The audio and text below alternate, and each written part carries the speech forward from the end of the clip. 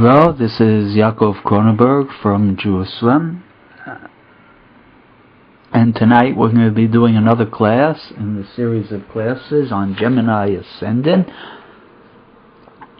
and Mercury in the different signs. Tonight we're going to be doing Mercury in Aquarius.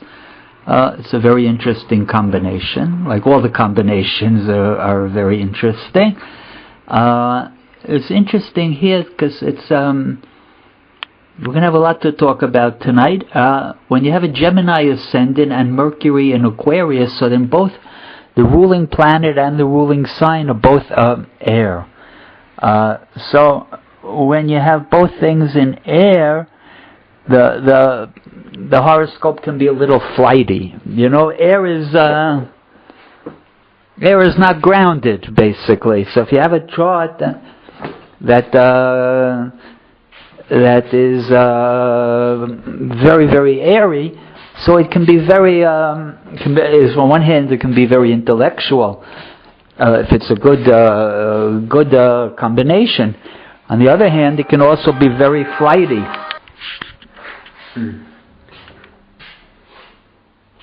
On the other hand, though, if it's too much air, it can be sort of, and if it doesn't have any grounding aspects, for example, a lot of earth or something, it can be like very, very flighty, like a bird. That's what they call bird brains.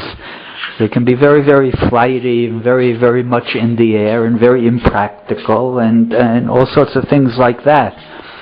And so you always have to pay attention when you already start to see one element predominating.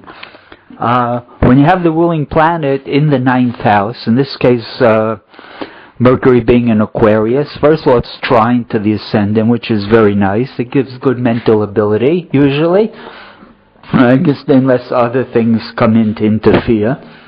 You'll have that Mercury in a good aspect to the ascendant, and it'll give a lot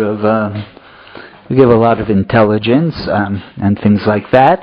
And being in the ninth house, it's going to give a big interest in religion, philosophy, higher education, travel, all those areas of life. So that's something that the person's going to have to. He's going to have a certain amount of his life dedicated to that, him or her. Right, especially when the ruling planet is also connected natally in the horoscope Adam Rishon is connected to the third house, right, which is the opposite of the ninth house, but it's also interested in knowledge and learning, and so it's going to be a very, very an intellectually type of chart, very tendency towards spirituality, tendency if it's in one way or another way to higher education, things like that.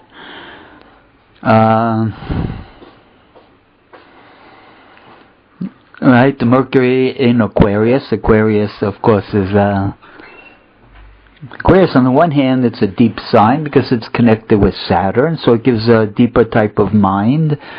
And it's also connected with Uranus, the modern planet, which gives it unusual, revolutionary type of ideas, unconventional ideas. So it's Aquarius in itself is sort of always a conflict between the traditional and the modern, between the status quo and the revolutionary. You always find both of them inside of the Aquarius. The true Aquarius, there's people who come along and rebel, and they don't know what they're rebelling against. The true rebel, he or she, they understand what they're rebelling against. First, they studied everything, and they know the weaknesses and the strengths of what they're rebelling against, and that's true rebellion. Just to stop rebel for no reason, to be a rebel, that's not true. Not a true revolutionary. A true revolutionary has to know that they're what they're breaking away from. And so, in any case, it's a nice combination, because, like I say, it's connected. You always like to have the ruling planet in the ninth house, is fortunate house, Gemini ascendant is also connected with a good house, and the two of them are trying to each other, which is very nice. Tonight I want to look at the chart of a very famous actress in America. She's had a lot of ups and downs in her career, and supposedly now she's on the straight path. And we'll talk a little about her. Her name is Drew Barrymore. What can I say about her? She comes from a very famous acting family. She was an actress at an early age. At the age of 9, she started smoking cigarettes. At 11, drinking alcohol. At 13, she was snorting cocaine. At 14, she attempted suicide. Had a sort of a difficult childhood, to say the least. And then she had numerous bad relationships. And then recently, I don't remember how long ago, a few years ago, she married a Jewish man, Koppelman, who comes from a very distinct, very wealthy family in the perfume business, I think. His father is one of the top CEOs in America. She's quite wealthy, and she's on her way to converting now. I was just looking her up to get some background on her. She has loads of tattoos, and she wants to remove them all so that after she converts, she can have a Jewish burial. In any case, I don't know the law of a Jewish burial. You can't be buried if you have a tattoo. I'm not sure. I don't know. I'd have to look it up. I'm not an expert in Jewish law. But in any case, she became very attached to Judaism, and she's thinking of converting. And so you see in her chart, again, it's a chart with the ruling planet in the 9th house. You know that always is going to be a certain point where the religion is going to become, the religious, the philosophical, the legal, they're going to become important areas of one's life. And so it came in with her husband and her attachment to Judaism. I think we saw another famous actor, Mickey Rooney, also had the ruler of 1 in 9. He became an evangelical after a wild life. We've seen lots of examples of 1 in 9. But in any case, so if you look at her chart, very interesting chart, rule of 1 in 9, so you see that. She's also got the ruling planet, if you look at the first thing you see in her chart is that there's 0 Earth, right? So there's no Earth in her chart, and there's a lot of air, and there's a lot of water in her chart, right? She's got 3 planets in Pisces, the most emotional sign. She's got the ascendant, Pluto, and Mercury in air.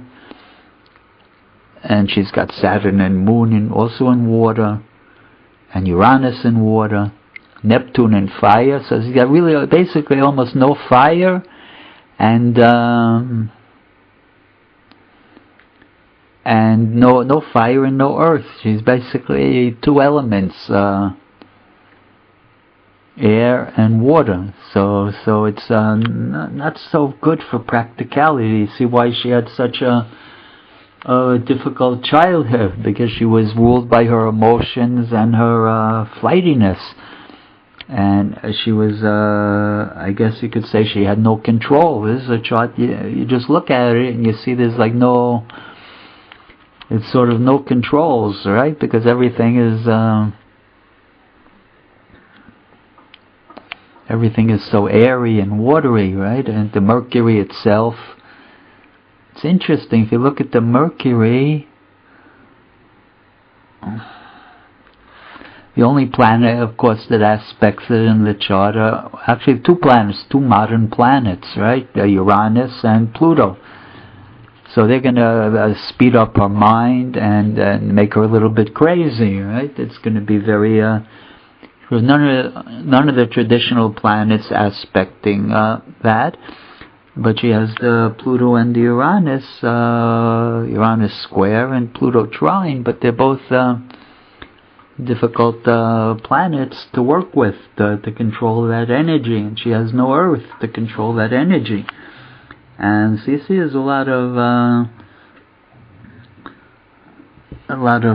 sort of suffering in the chart, a lot of difficulty because of it's so ungrounded. All those 3 planets in Pisces and the 10th house, a sun there on the top of the chart gives a fame. Also Jupiter and Venus there, a very beautiful 10th house, brings a tremendous success, a lot of money.